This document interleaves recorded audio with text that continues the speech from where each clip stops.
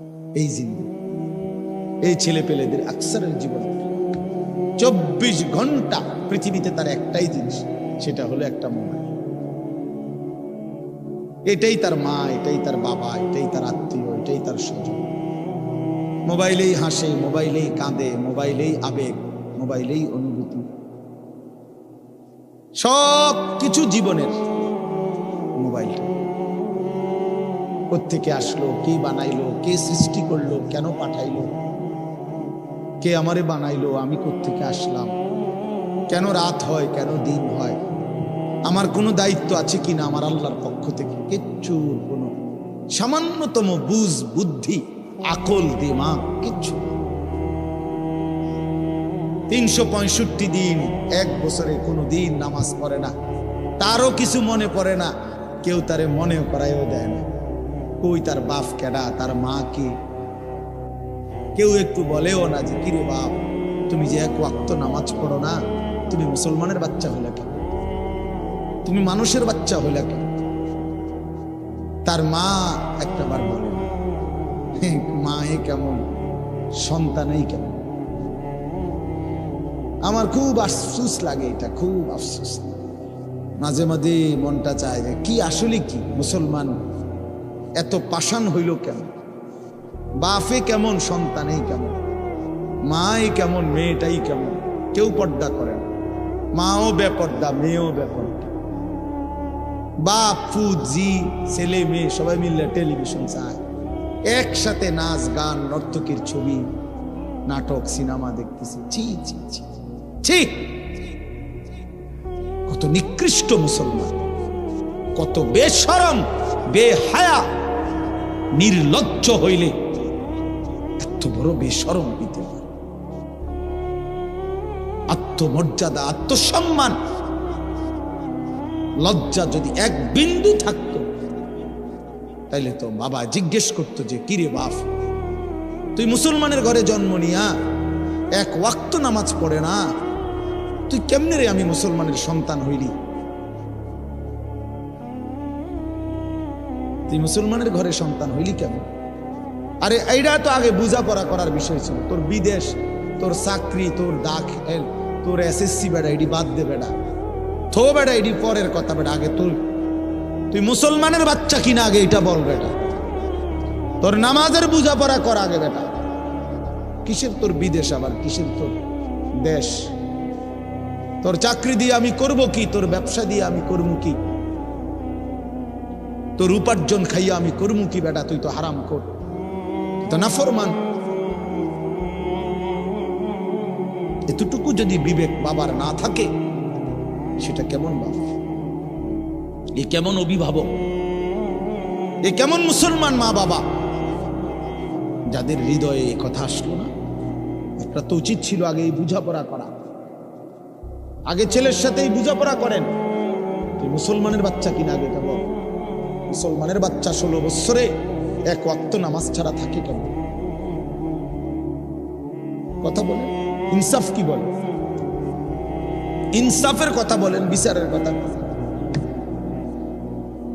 ছেলেগুলোকে আপনারা এভাবে ছেড়ে দিলেন, আর তোমরা ছেলেরাও বাবা এভাবে নষ্ট হয়ে গেল। অনাদরে, অবহেলায় এমন সুন্দর জীবন, এমন সুন্দর যৌবন, শরীর, স্বাস্থ্য সব শেষ করে দিলাম। একবারও মনে পড়লো না তোমারও তো শেষ আছে বাপ। রাত যেমন ভোর হয়, দিন যেমন রাত হয়, তোমারও হায়াতও একদিন শেষ হয়। প্রতি ঘন্টা, মিনিট, সেকেন্ড যায় মানে তোমার হায়াত যায়, আমার হায়াত যায়, ঠিক না? তো আল্লাহ আমাদেরকে বুঝ দান করেন। এজন্য বাপ আমরা ভাবা উচিত, আমাদের এটা ফিকির করা উচিত। এ ছোটরাও, বড়রাও, মাঝ বয়সীরাও, এত লাগাম ছাড়া মানুষ হয় না। মুসলমানের জীবন এত বড়, জন্তু জানোয়ারের মতো হওয়ার কথা না বাবা। হ্যাঁ, গুনাহ হইতে পারে, গুনাহ আমারও আছে, আপনাদেরও আছে, গুনাহ হইতে পারে, হবে। সেটা হলো হুচট খাওয়া। মানে চলার পথে আমি 10 কিলো পথ হাঁটলাম, আমি 30 কিলো পথ গেছি এক জায়গা থেকে আরেক জায়গায়, তো এই চলার পথে হয়তো একবার আধবার পড়ে যাইতে পারি, পিছলা খাইতে পারি, ঠিক আছে, এটা হইতে পারে। কিন্তু আমি বুঝি 30 কিলোমিটার একেবারেই ফিরে রইলাম, পিছলা খাইয়া রইলাম, তাহলে ভুল আমার হইতে পারে, গুনাহ আমার হইতে পারে, আমার 6 মাসে কোনোদিন নামাজ ছুটে যাইতে পারে, আমি জীবন চলার পথে কখনো কাউকে রাগ করতে পারি, গালি দিয়া লাইতে পারি, এটা তো হওয়া স্বাভাবিক, হইতে পারে। কিন্তু লাগাতার প্রতিদিন একরকম, এটা মুসলমান? কথা বুঝছেন কিনা আমার? আপনি বুঝি এখানে প্রত্যেকদিন মিশা কথা কইবেন, আপনি বুঝি প্রতিদিন সুদ খাইবেন, আপনি বুঝি প্রত্যেক দিন ওজনে কম দিবেন, এটা বুঝি মুসলমান?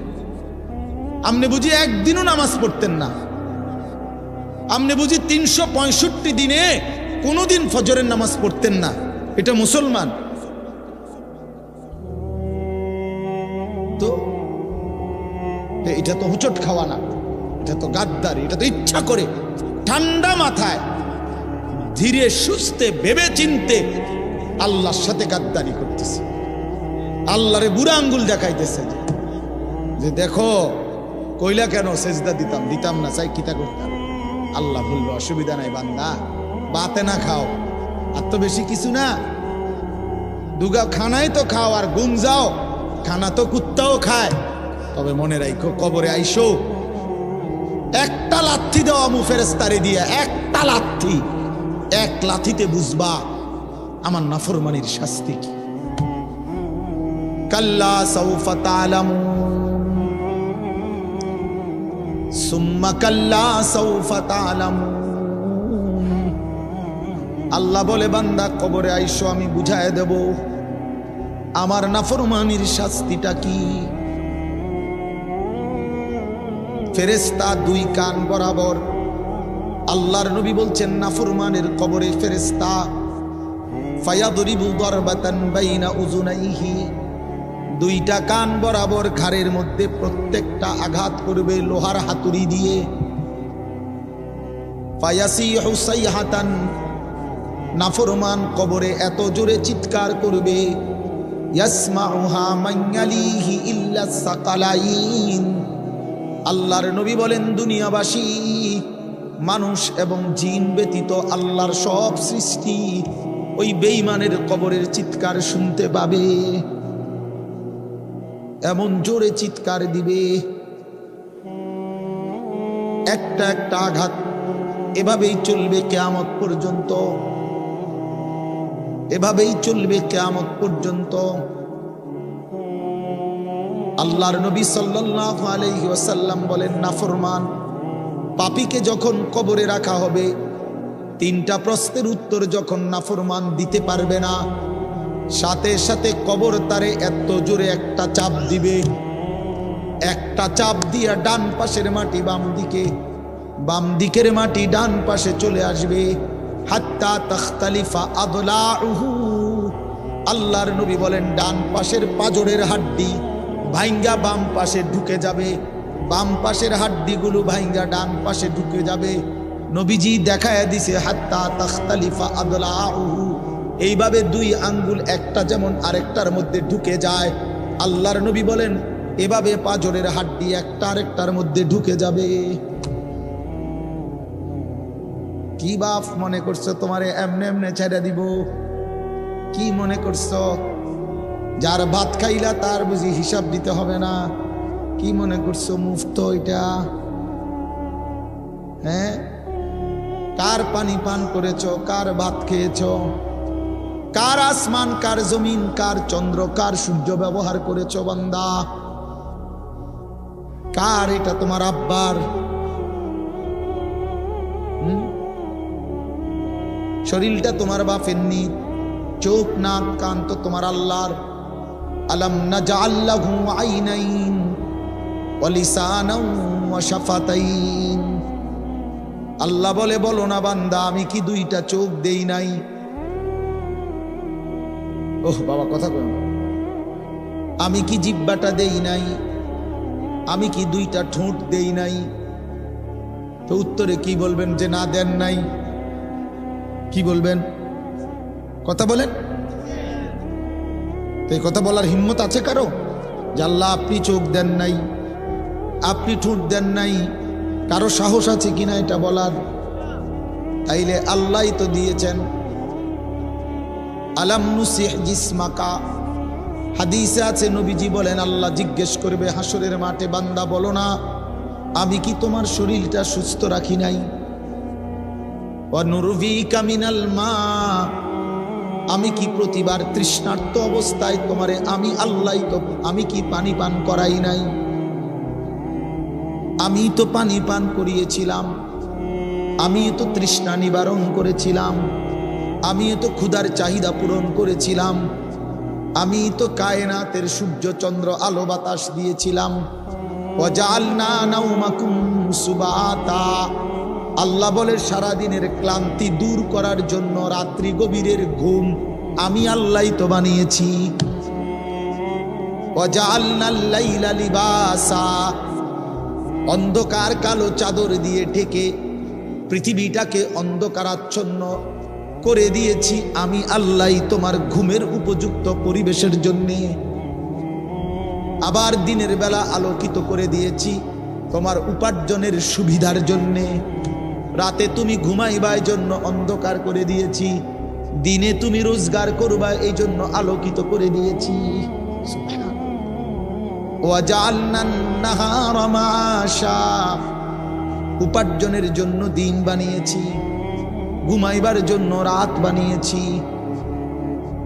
ওয়াজআলনা সিরাজাও ওয়াহাজা, একটা উজ্জ্বল সূর্য আমি আল্লাহই বানিয়েছি।